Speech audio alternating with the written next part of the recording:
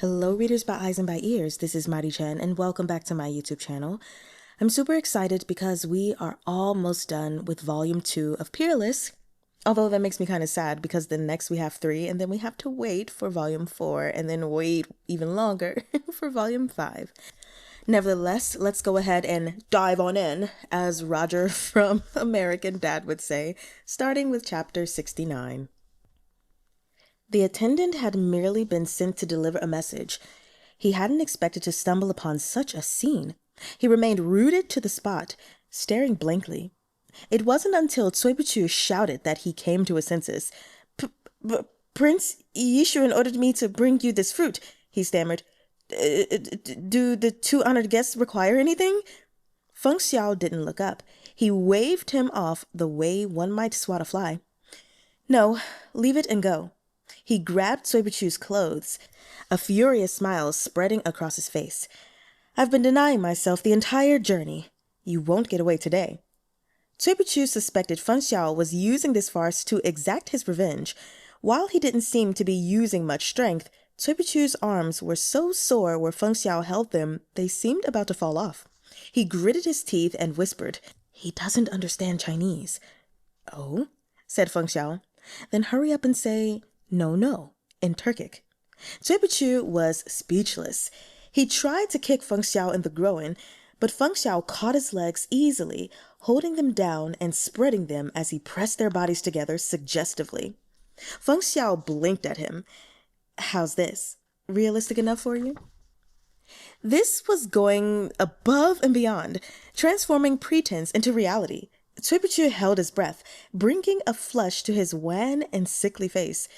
In a voice that quavered slightly, he said in Turkic, Please return to your prince and tell him I will personally bring him my thanks later tomorrow.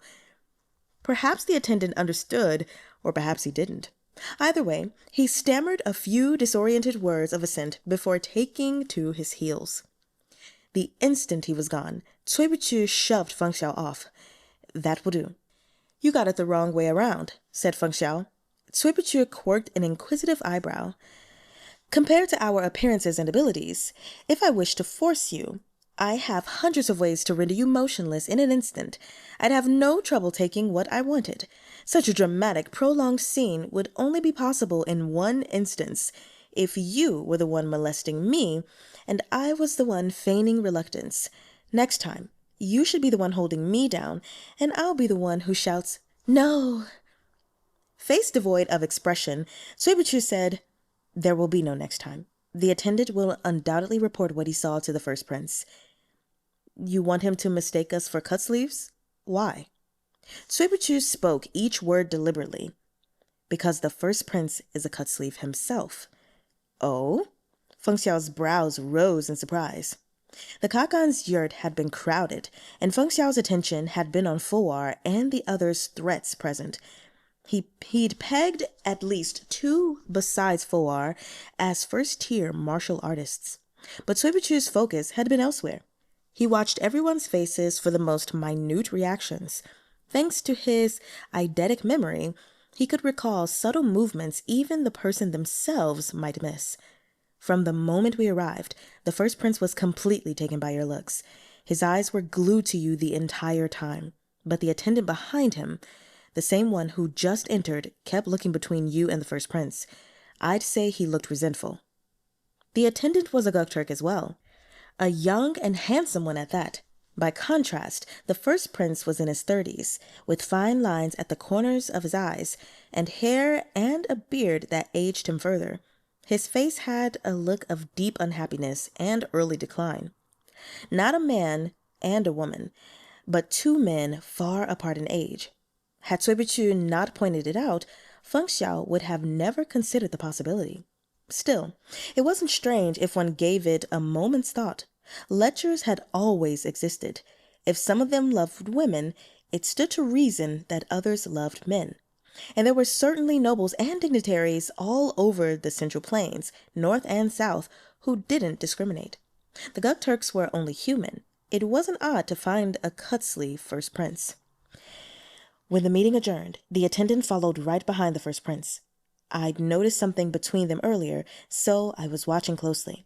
When the attendant thought no one was looking, he secretly reached for the first prince's hand. The prince didn't shake him off either. After that, I was certain. Cut sleeves aren't unusual, but in the land of the Gukturks, they value martial strength, not scholars with literary talent. The first prince is introverted and melancholic. He has no skill in governance, and his brother bests him in martial arts. If it gets out that he likes men as well, it's likely to be the end of him. Correct, said Suipachu. In fact, perhaps this is the very reason Apakagan disdains his son. Feng Xiao understood. So you're saying the attendant will report us to the prince, and this will increase his goodwill towards us? It's true he's a Gukturk, and second only to the Kagan in terms of position, but because of his proclivities, he's forced to hide. He can't commiserate with his equals. He's like a foreign species amid a pack of wolves. A life like this is hard on the heart. If he sees there are others like him, 2 of them, in fact, how do you imagine he'll feel? Suipachu smiled. He'll be overjoyed and fancy us kindred spirits. Suipachu's lips curled in a smile. Now it'll be easier to approach the first prince. Later tonight, I'll find an opportunity to meet with him alone and tell him a few tales to win his trust. Maybe Yixun can't help us directly, but he can still provide us with many benefits. It's better to have as few enemies as possible. Tiaoxian had earlier been sent to inquire for news. Soon enough, she returned with one of Jin Lian's maids. Jin Lian's standing within the court was on shaky ground. She couldn't afford to draw any more suspicion by personally meeting with them and had therefore sent her trusted maid, an ordinary Gukturk woman with a tanned complexion named Muge. Unfortunately, Muge's message was discouraging. The Black Moon shaman was currently in seclusion. No one knew when he'd emerge. The shaman was responsible for communing with the gods and entered seclusion whenever he received a divine edict. At that point, he'd meditate until he received enlightenment. Jin Lian had no chance of seeing him until then. But she had also learned of another matter. After Jin Lian's guard's assassination attempt, Apakagan had fallen gravely ill, and the Black Moon shaman had asked that the Kagan be brought to him for treatment. The shaman had healed Apakagan, only to then fall ill himself. He'd announced to the public that he'd enter seclusion to recuperate. No one knew when he'd be well enough to return. In antiquity, shamanism and medicine had been one and the same. Later, as the study of medicine flourished in the Central Plains, producing countless generations of renowned doctors, the 2 practices had diverged. The Hans came to view shamanistic techniques as witchcraft used to harm others. But in the Khaganate, a shaman with knowledge of medicine would double as both the tribe's religious leader and most qualified physician. Feng Xiao sneered. What luck we're having. Jin Lian had tumbled from power overnight, while Apakagan's attitude had flipped completely. Now they couldn't even visit the one person they wished to see. It seemed heaven itself was standing against the Sui dynasty, placing obstacles in their path over and over again. Tell her to draw me a map of the route between here and the house of the Black Moon shaman, Feng Xiao said to Suipachu. Suipachu hesitated. You don't speak a word in Turkic. Even if you go, you'll have no way to communicate with him. You'll only alert our enemies of our plans. I just want to see if he's really recuperating in seclusion, or if he's only pretending. If he really wishes to oppose us, we should kill him and be done with it. Feng Xiao, it seemed, had his own plans. Suipachu nodded and didn't interfere further. His throat had become dry, so he picked up a slice of honey melon the first prince had sent. A melon like honey, a hand like jade. Everyone appreciated beauty.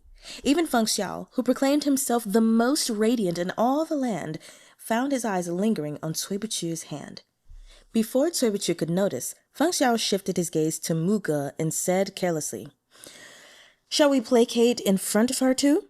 That way, our relationship will be more convincing. Suipachu glanced at him baffled. What do we gain from that? Jin Lian isn't a cut sleeve. Feng Xiao smiled and fluttered his fan. Then I'm relieved.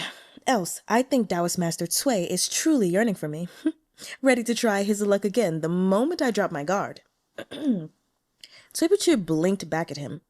Xiao Xian had no idea what they meant by this, but jumped at once to the conclusion that Feng Xiao was harassing Cui Buchu again. Upon closer look, Cui Buchu's clothes and hair were mussed, and there were suspicious marks dotting his neck. She was immediately furious. "Lord Chief, did this bastard lay his hands on you again?" Feng Xiao laughed. "Did I lay my hands on him? Your Lord Chief was the one who laid his hands on me. The Lord Chief is a transcendent existence, without peer in the world," Xiao Xian said with disdain. "He might reject others, but he'd never be the one rejected. Why are you looking at me like that?"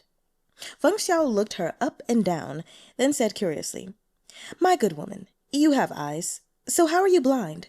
Why do you think I was the one who harassed him? He's obviously the one with ulterior motives who tried to force me.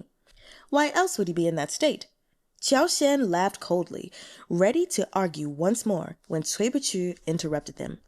"Someone's coming." It was one of Appa Kagan's men, sent to invite Cui Buchu to the banquet that was about to begin. Xiao Xian's knowledge wasn't only in medicine, she was also adept at testing for poison.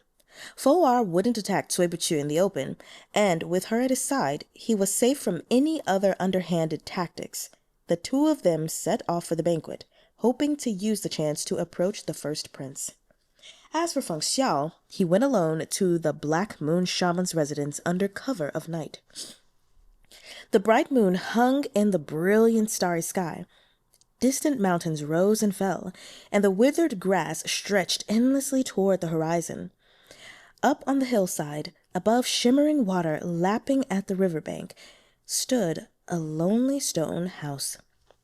Swathed in the moonlight's gentle glow, it looked particularly desolate. The Black Moon Shaman was revered among the Western Gokturks, and his residence overlooked the entire tribe, situated above even Appa Kagan's abode. The closer to the heavens, the better to communicate with the gods. Feng Xiao left behind the joyous shouts and firelight of the banquet. In a few effortless bounds, he landed on the hillside near the stone house, where he stopped to observe. The yurts of the capital clustered close to the river. This place was unlike the boundless yellow sands beyond the pass. It was lush with vegetation, a Jiangnan beyond the Great Wall, and a paradise on earth. The Gokturks didn't build pavilions and towers like the people of the Central Plains, but the fragrant grasses and the trees batched in warm sunlight, together with the mountains, the rivers, and the colorful yurts, provided a raw beauty all on its own. Feng Xiao was in no hurry. He stood in place for a long while, sensing for danger. Once he was certain he was alone, he crept up to the stone house. The Black Moon Shaman lived by himself, his dwelling set apart from the tribe. They'd heard he had 2 attendants, but Feng Xiao saw neither hide nor hair of them. Perhaps they'd taken advantage of the shaman's seclusion to slack off. Or perhaps they'd slipped down to the banquet, hoping to partake in the excitement. Apparently, both were still young. Whatever the reason, they had left the Black Moon Shaman alone in that house. Feng Xiao took his time, alert to any change in his surroundings. Martial experts of his caliber were sensitive to danger. If another elite martial artist lurked in the house, Feng Xiao would sense it. He'd much rather wait for his enemy to come out on their own. But the stone house was tranquil.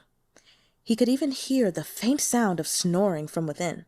It came in stops and starts as he listened, a sign that an elderly person in poor health lay sleeping within. Feng Xiao gave the wooden door a gentle push. It swung inward, revealing a pitch-black interior. The moonlight spilled around Feng Xiao's figure in the doorway and illuminated all sorts of bottles and pots. A long curtain hung further in, where the moon couldn't reach. The sounds of snoring came from behind it. A faint aroma wafted over. Feng Xiao took a sniff. He smelled medicine. Lovage, musk, and ginger.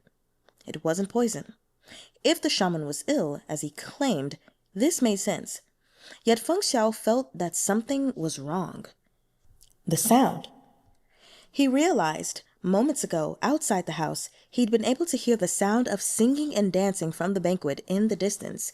Now, he couldn't hear a single thing. A low laugh sounded at his side. You finally came. The voice pierced his ears, seemingly inches away, yet drifting in from the distant horizon. Every word came from a different direction. In front, behind, to the left, to the right. It was everywhere, completely surrounding Feng Xiao. Chapter 70. The voice was hoarse with age, roughened by the endless vicissitudes of life, but Feng Xiao understood his words. He spoke in Chinese. The tribe's shaman was old and wise, learned in the ways of the world. Perhaps it was no surprise he spoke the language of the Central Plains. After all, the Western Gukturks also had Xin Lian, who even used their idioms and proverbs fluently. She was likely more literate in Chinese than the average commoner from the Central Plains. The voice came from all directions, but Feng Xiao didn't move, listening carefully to discern his opponent's position. Yet he found he couldn't pinpoint the speaker's location at all, unless there was more than one person spreading out the speaking simultaneously. Did the Black Moon shaman have accomplices? Something seemed to have climbed onto his boot and was quickly crawling up his leg. Feng Xiao didn't look down. He circulated his internal qi, and the thing flew off, but more surged toward him. A moment later, they'd grabbed his legs, pinning him to the spot. A strong wind buffeted his face as murderous intent reared its head in the dark. Black Moon Shaman, I come as a friend, not an enemy. Why don't we sit down and talk? So Feng Xiao said, but he didn't stop moving either. Legs pinned in place, he twisted his torso aside, narrowly dodging 2 blasts striking him from the front and back. He slammed both palms downward, and wind from his palms scoured the unknown reptiles. Wherever it touched, they fell down dead, their corpses flying through the air and bouncing off Feng Xiao's clothes. Feng Xiao, fastidious even in these circumstances, curled his lip. He'd be sure to repay the Black Moon Shaman for this. But the Black Moon Shaman never answered, and the laughter stopped. If not for the words he'd spoke at the beginning, Feng Xiao would have thought him mute. It seemed he had no interest in working together. Could it be that he was already Prince Ada's ally and an enemy of the Sui dynasty? The creatures on the ground had been annihilated. Feng Xiao could move his feet again, but he soon realized he'd fallen into another quagmire. At some point, the light from the moon and stars had faded. The interior was an unrelieved black, and he couldn't see a thing. All was deadly silent, as if the voice before had been naught but a hallucination. As he stared into the dark, a faint light flickered to life. It wavered in mid-air, blue and green interweaving, like a will-o'-the-wisp, luring him closer. But what choice did he have? This house belonged to the Black Moon Shaman. There might be countless traps and mechanisms here he could deploy against Feng Xiao. Rather than remaining in enemy territory, it was better to seek a way out. Perhaps he could find a spot to break through. In the dim light, the room appeared only a dozen strides across, but Feng Xiao spent a full 15 minutes walking. The will-o'-the-wisp never changed, no closer or farther than before. Yet now there was a dense layer of fog around him, and he could no longer tell if he was within the house or without. At last, Feng Xiao understood. From the moment he'd climbed the hill and seen the stone house, he'd entered someone else's illusory array. But this array was vast, its scale comparable to a mighty army laid out on the battlefield, defenses stretching on for thousands of miles. It exploited all the phenomena of the world to confuse and disorient its victims.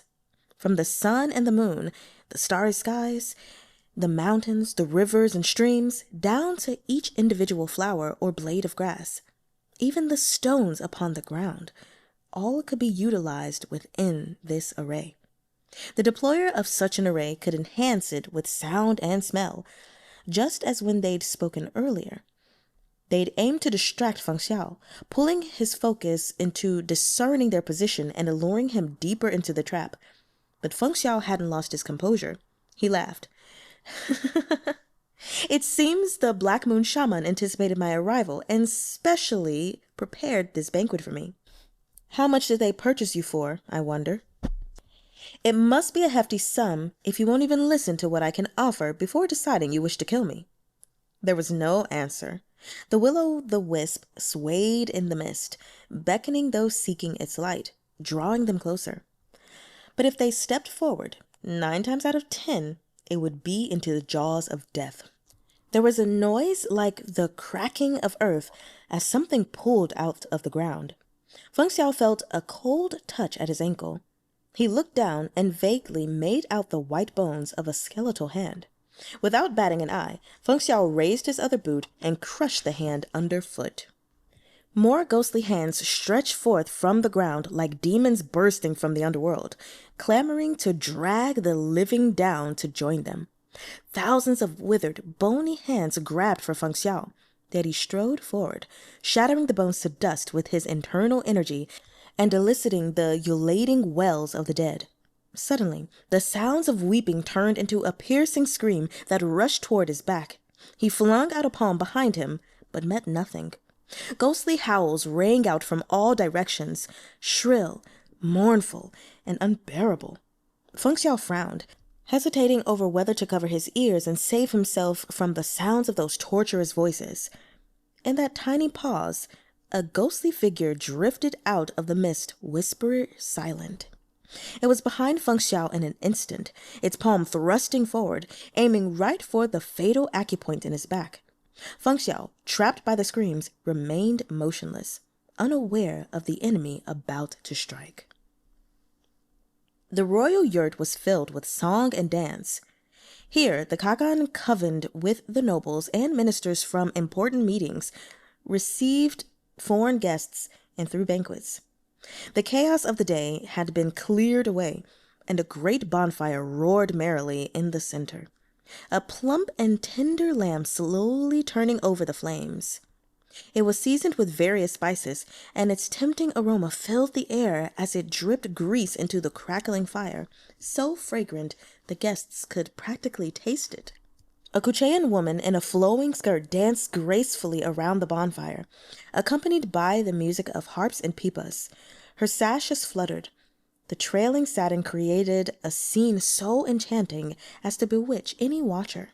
Suipichu swept a glance over the yurt. Most of the Kagan's guests had already arrived. Some were watching the dance, while others whispered into their neighbors' ears. The atmosphere was lively and infectious, soaked in wine. Voar sat across from Suipichu, beside the second prince, Ade. The two were engaged in a lively discussion. They didn't even glance in his direction. In this relaxed environment, the previously reticent Prince Yixun seemed to take courage, opening his mouth to chat with Suipichu. Does Cui Qianxiang not like the envoy of Ishbara Kagan? We are envoys of the Sui dynasty. This man wishes to kill us and convince the Kagan to side with Ishbara. Does the first prince believe I should like him? The prince chuckled dryly, as if he, too, felt he'd made a mistake with his conversation starter. He changed the subject.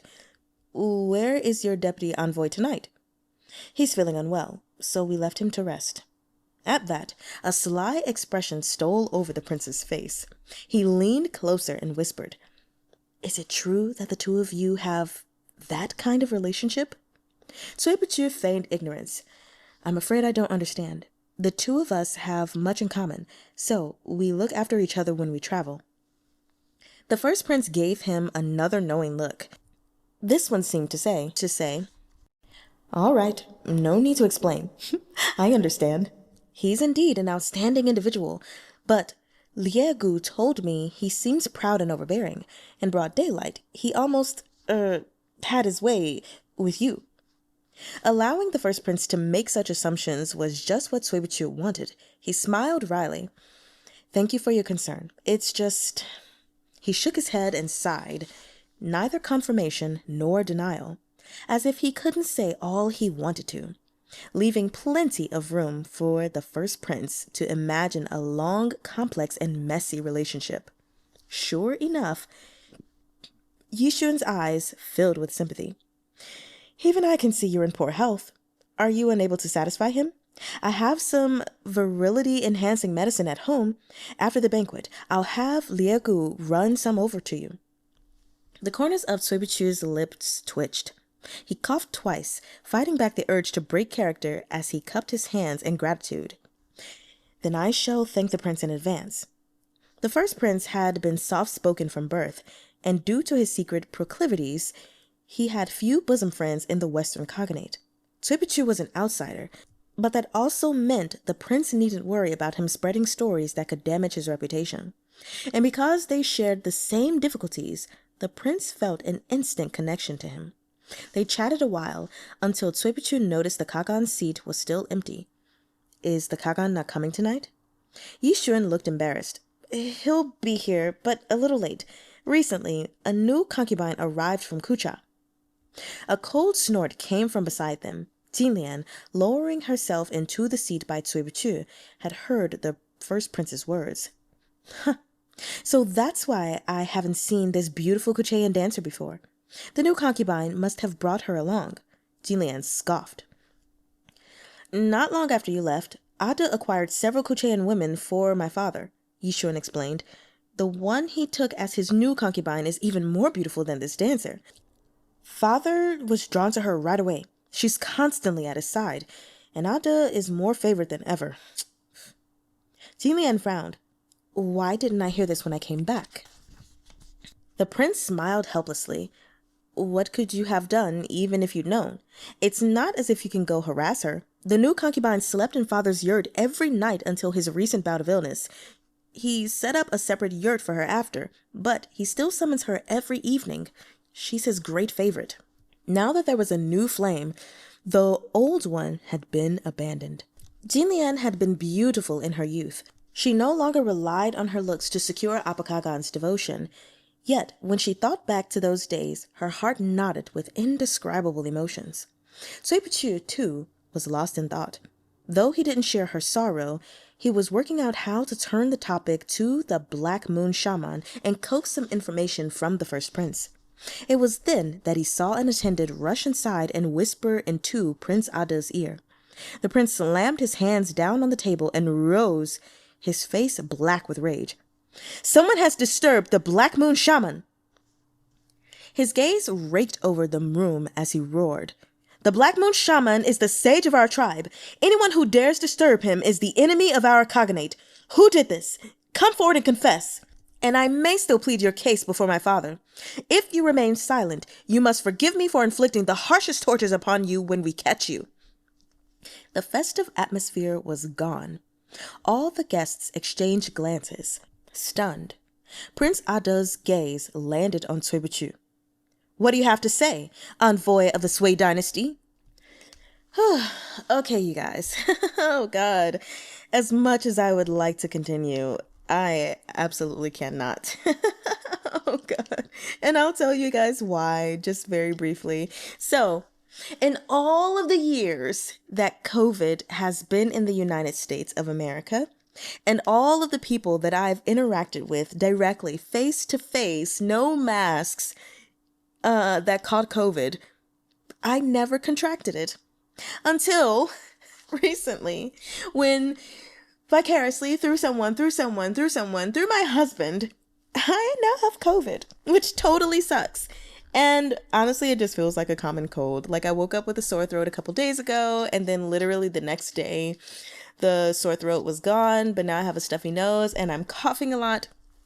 And it's just making reading really unpleasant. But I really wanted to at least do something because I wanted to know what was going to happen next. But this is all I could do for you guys today.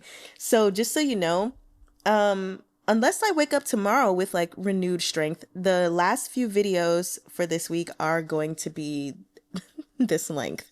Just to kind of give you a little something to read basically until I feel like, okay, I can no longer do this. So with what we have read being so short, of course, I don't really have a lot of notes. The only thing I can say for sure is that Cui Chu and Feng Xiao are just, I don't know. That whole little scene that they played out for that servant for Prince Yishun to hear about was funny. And that's pretty much all I could say. And it was also interesting to hear Xiao Xian say that basically he wouldn't be the one to be rejected. So I don't know. Okay. Anyway, as far as the shaman is concerned, I knew that man spoke English. I mean, not English, Chinese. I knew he spoke Chinese. I'll be interested to see what's happening with Feng Xiao since they switched us to Cui Bichu. But yeah, I need to know what's going on exactly because, like, hold on.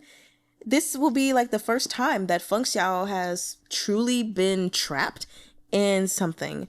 So we'll see how it turns out with him and the Black Moon Shaman. And we'll see, I guess, what happens with Cui Chu being in the room. Because if they're accused and Foar is there and Qiao Xian, she's great, but I mean, it's literally just Qiao Xian. So we'll see how they get themselves out of this trouble. Please let me know your thoughts in the comment section, any reactions that you had, and I will see you all later. 我爱你们。